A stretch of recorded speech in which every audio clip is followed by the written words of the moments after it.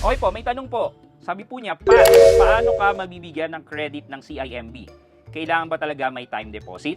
Well, actually ako po, wala po akong time deposit with CIMB. Ang nangyari po, if I remembered correctly, ang meron lang po ako ay G-Credit. Tapos dahil sa ginagamit ko po yung G-Credit, nag-email po sila. Sabi po nila na ganito po, i-link daw po yung G-Credit sa CIMB, then magkakaroon po ako ng Revi Credit. Basically, pre-approve po siya because ginagamit ko po si G-Credit. So, yun po yung isa sa way na pwede nyo pong gawin. Gamitin nyo lang po ang inyong G-Credit, then eventually makakatanggap po kayo ng offer or email coming from CIMB na pwede nyo i-link yung inyong G-Credit sa CIMB app, then makikita nyo na po na pwede na kayo mag-apply for a CIMB dahil may offer na po sa inyo. Additionally po, kung di naman po kayo gumagamit ng G-Credit, pwede rin naman po kayo mag-open ng CIMB account, and then meron po dyan under loan section na pwede kayong mag-apply ng CIMB Revi Credit. Usually, kailangan nyo po ng CIMB savings account bago po kayo mapag-apply for a CIMB Revi Credit. Sana po naliwanagan po kayo.